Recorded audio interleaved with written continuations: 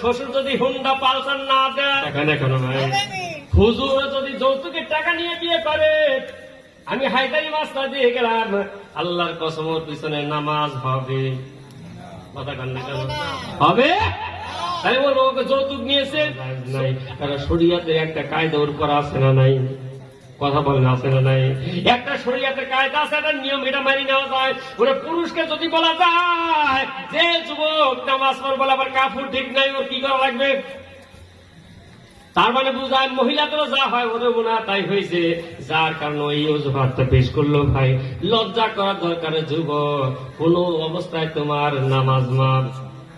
কথা বলেন না কেন মাপ? বিশ্বনবী আমার ওফাতের পূর্বক্ষণেও বলে যান, উম্মতরা নামাজ নামাজ নামাজ, তোমরা নামাজ ছেড়ে দিও না, নামাজের হেফাজতকারী হইও, আমি রাসূলুল্লাহ তোমাদের জান্নাতের জামিনদার হয়ে যাব। যেরকম সুবহানাল্লাহ, আর জোরে বলা যায় না সুবহানাল্লাহ। আমার ভাই তাহলে এই হাদিসটাই শেষ, কিন্তু আর সময় তোমরা আর 1 মিনিট পারাবো না। রাসূল বললেন তাহলে 1 নম্বর আল্লাহর হুকুম মানা, 2 নম্বর মেয়েদের জন্য বলি, 2 নম্বর হলো মেয়েদের জন্য স্বামীর খেদমত করা। কিসের খেদমত? খালি মুসিদাও মেরেন না, তাহলে খেদমত তাহলে শুধু তো আমাকে পক্ষেই হইল রে, যুবকরা বলে আমাদের পক্ষেই হয়ে গেল। হুজুর মেয়েরা খেদমতের কথা 2 নম্বর। মাহফিলের অনেক জায়গায় স্লিপ করা পাঠায়, চিরকুটা পাঠায় হুজুর, হুজুর শুধু পুরুষের খেদমত স্বামীর খেদমতের কথা আছে, ওরা হাদিসে কি মহিলাদের কোন খেদমতের কথা নাই? কথা বলেন না কেন আছে না নাই? শুধু খেদমত দিলে হবে না, খেদমত করারও দরকার আছে না নাই? আজ খেদমত করবে কেমনি লজ্জা করা দরকার যুব সমাজের। বিয়ে করার সময় হয়েছে, সঙ্গে সঙ্গে শ্বশুরের কাছ থেকে কন্ডিশন করে টাকা 1 লাখ দাবি করে। কথা বলে ঠিক না ভাই? লজ্জা করা দরকার। একটা বিয়ে করার সময় হয়েছে, শ্বশুর যদি হুন্ডা পালসার না দেয়, কথা কানে কেন ভাই? হুজুর যদি যৌতুকের টাকা নিয়ে বিয়ে করে, আমি হায়দারি মাস্তা দিয়ে গেলাম, আল্লাহর কসম ওর পিছনে নামাজ হবে। কথা কান্না কেন হবে? তাই বলবো ওকে যৌতুক নিয়েছে, যৌতুকে হারাম হারাম হারাম, ওইটা নেওয়ার কারণে ওর পিছনে ইক্তেদা করাও হারাম হয়ে গেছে। ওর পিছনে নামাজ হবে, মনে থাকবে তো? ইমাম রাখতে হলে ওই ইমাম দেখিয়ে রাখা দরকার আছে না নাই?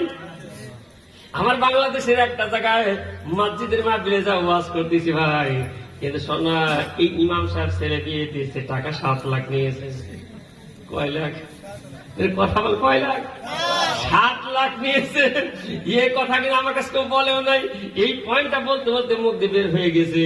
যারা ছেলে বিয়ে দিয়ে টাকা নেয়, কন্ডিশন করে টাকা নেয়, মেয়ে পক্ষ থেকে আদায় করে, ওই ইমাম হোক হুজুর হোক যেই হোক না কেন, ওর পিছনে নামাজ হবে না। ওয়াজ করে বাড়ি আসছি, ফজরে শুনি হুজুর ও গত রাতে যে মসজিদে ওয়াজ করে গেলেন, হুজুরের ফজরে নামাজ পর হুজুরের চাকরি চলে গেছে। কি হয়েছে? হুজুরের চাকরি চলে গেছে বলে অপরাধ, বলে হুজুর উনিই তো ওই আসামির আসামি। কথা কি বলতেন নাই? হুজুর ওই আসামির আসামি, ছেলে বিয়ে দিয়ে টাকা নিয়েছে মেয়ে পক্ষ থেকে 7 লাখ। ওটা হালাল না হারাম? কথা বল না কেন হালাল না হারাম? আজকের পর থেকে যুবক সমাজের উদ্দেশ্যে আমি বাংলার মানুষ বলে গেলাম, যুবকে শ্বশুরের কাছে লিঙ্গে বেশি টাকা খায় না। কথা কি বোঝেন নাই? আমার পাবনার বাংলাদেশের নিয়ম আছে, যে আমার দেশে আপনার দেশে পাঠি পুষা বোঝেন, পাঠা পুষা বোঝেন, বোঝেন আপনারা?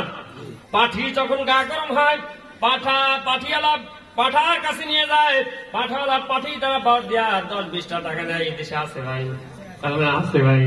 এ আল্লাহ বান্দা, এটা একটা সিস্টেম, এটা হইতে বলতে।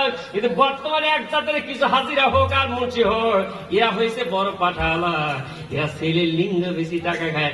মসজিদের কোণে বসে যতই তসবিকে দেন না ভাই, যতই চিল্লা দেন না কেন, যতই আপনি জামাতের কাজ করেন না কেন, একটা টাকা আল্লাহ দরবারে কবুল হবে। কথা কি মনে থাকবে? তাহলে কি আজকে পথকার যৌতুকি টাকা নেওয়া যাবে? কথা বললে কেন নেওয়া যাবে? কারা কারা নিবেন না হাত তুলেন তো দেখেন ভাই। না আর দেখবে বলে চাষা হাত তুলেছে গে, উদ্দেশ্য কি? আপনার উদ্দেশ্য কি? ওরে বাবা, চাষা উদ্দেশ্য বুঝেছে, হাসতেছে বাবু। কি বলবো, লজ্জার কথা। আগের বার তো নিয়ে অকাম করেছি, এইবার তখন আর খান করবো আর নেব না। আমার চাষারা কান করবে ঠিক না ভাই, এ চাষা বাড়ি যান বাড়ি গুলো কিন্তু চাষি গুলো আমি রেডি আছি সব করে সে আসো বিয়ার এখন করাচ্ছি, কারণ মেয়েরা সব ভাগ দিতে রাজি, স্বামী ভাগ দিতে কখনোই রাজি, কতক্ষণ কেন ভাই রাজি। এবার যে বলতেছিলাম আল্লাহর বান্দারা শ্বশুর করতে কন্ডিশন করে টাকা নেওয়া হারাম করে